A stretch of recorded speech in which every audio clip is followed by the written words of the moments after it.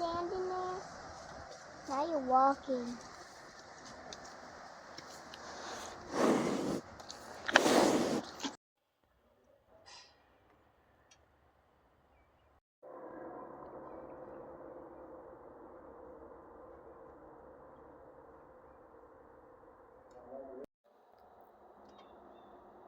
I'm going to say,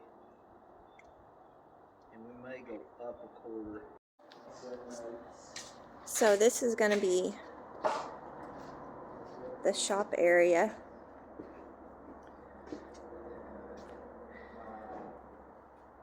We've got a little area over here I'm not sure what we're going to do with yet.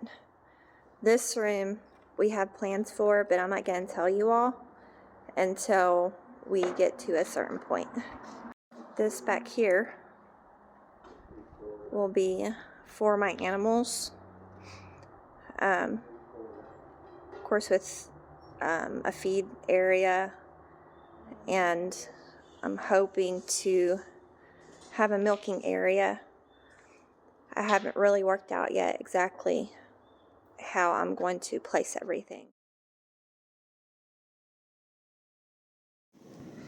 So I tried to do this video outside, but it's just way too windy today to even hear anything that I'm saying. So I'm going to do it in here. And it's been a while since I've made a video. We've been really focused on trying to get our barn done before winter really sets in.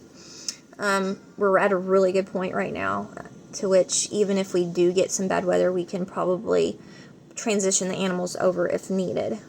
And so that's been a really big project that's taken much of our focus.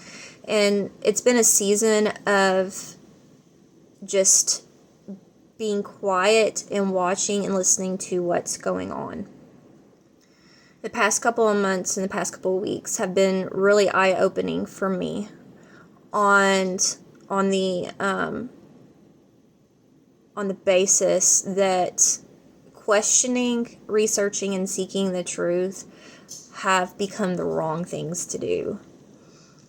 It's been really sad to watch even certain Christian influencers deny that calling of discernment in a Christian's life. You know, we're not called to just certain truths. We're called to the truth. And when I look at the truth, Christ, I seek his example in Scripture. He had dialogue with a vast array of people with different backgrounds. And one of the techniques that he would use was questioning. And this questioning wasn't for his purpose, but it was to provoke thought in those who were his listeners. And so we've come to a point in time when there are people who are saying that asking questions and seeking truth is wrong. What kind of Christian would I be if I stopped seeking the truth? And ultimately, what worldview would it shape for me if I stopped asking basic questions? As a homeschooling family, one of the foundational teaching is to ask the basic questions of who, what, when, where, and why. And we're coming to a point in the situation in our world where we can't even ask those basic questions without being name-called or shamed. That's a problem. And so when I'm faced with that, it leaves me with more questions that I want to ask. And it really, at the end of the day, it upsets me that just the manipulation that I've seen online has been really eye-opening to me. Just extremely eye-opening. And what kind of Christian would I be if I told you to stop seeking truth, stop asking questions, don't look towards Scripture for wisdom, and so on and so forth. I wouldn't be a very good friend, and I definitely would not be a very good follower of Christ. If we look to Christ and his examples and those of the apostles and disciples, they questioned everything that was going on to the point of death, okay? And not that they questioned it, but they proclaimed the truth, and they did it until the point of death. We haven't even come to that point yet, and people are cowering. They're allowing fear to be their leader, and fear is a liar. It's a liar. And when you come closer to the truth, you're going to be called all sorts of names. You're going to have all sorts of slander said about you. You'll receive nasty messages. And I would even go as far as, they'll try to cancel you in every way, shape, or form. And not just on social media, but in real life. They'll try to cancel you. Vance and I are proof of that. Thank goodness that we made it out of that tangle of a mess, and we removed ourselves from that. But my point and my advice for you is to continue to ask the questions and to seek the truth and ask for wisdom. That's what Scripture tells us to do. It tells us to be discerning in all things. Not just what they tell us to be discerning in, but all matters. And it's really hard to do that when you're not willing to ask the questions. And I think there's an area for grace in this. I really do. I think there's an area of grace that people are trying to work out their salvation with fear and trembling. And they're reaching to this point where they're uncomfortable with what they may be faced with, the truth, ultimately. But just because they become uncomfortable doesn't mean that I become apathetic and I become irresponsible and neglectful in what Christ has called me to do. And He's called me to do a lot of hard things, and He's called me to the narrow way. So that's what I'm going to do.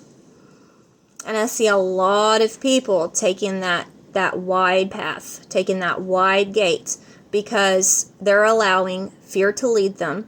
And not only they are allowing fear to lead them, they're allowing wolves to come in and to basically tell them what to do. It's really, really sad to watch. But all I can do at this point is continue to fight the good fight, continue to ask the questions, and look towards Scripture as my example. Not somebody else, not somebody who wants to talk a big talk and then contradict by saying, don't, be a critical thinker, but don't ask questions. That's a lie. That's a contradiction, and those people you need to steer far away from. And there's been so many people that I've unfollowed, I refuse to listen to, because they are taking the easy way. There are people that I call fence sitters. These fence sitters are apathetic. They are neither hot nor cold. And not only that, but they want to persuade you to do the same. In this world, there's evil and righteous. That's it. There's no middle ground. And we are not fighting with flesh and blood. We are fighting with the prince of the air, principalities. It's a spiritual warfare. And you all need to start acting like it. You need to start acting like it. So I'm going to sit here and I'm going to encourage you to ask the basic questions, to seek the truth, and to continue to be that light and to not listen to those that want you to dilute your saltiness, and they want you to cover your light with a basket. That's what they want you to do. And they will do that through manipulation, like shame. They will shame you. They will name call you. But in the end, Christ said that they are going to do the same to you that they did to him. And his words ring true. So I'm here to be that encouragement for you, that if someone tells you to stop questioning things, that should be a red flag to you. If they become so uncomfortable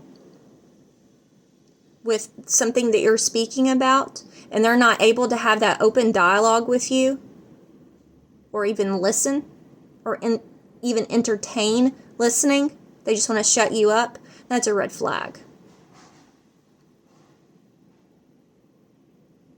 These huge influencers that are out there, they're doing what they're doing for a reason. And Satan will do all he can to help you to remain comfortable and useless. Don't fall in that camp. Don't fall in it. So, continue to ask for wisdom and discernment as Scripture calls. Continue to seek the truth. Be discerning with who you're listening to. And then even if you agree with them, be willing to take a further in-depth look at them. Be willing to do that. And at the end, Scripture is the thing that's going to add the light to your path.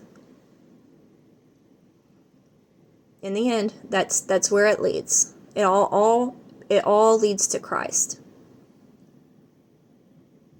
All of it does. So I can understand if you're fearful, if you necessarily don't understand what's going on. And if something is challenging some of your views, be willing to search Scripture for the answer. So I hope you all have a wonderful day, that you are productive, and that, I've opened the windows today. I'm airing out the house. I'm doing some cleaning and just setting up things, continue to get ready for the winter season. And I hope you all do the same. See you next time.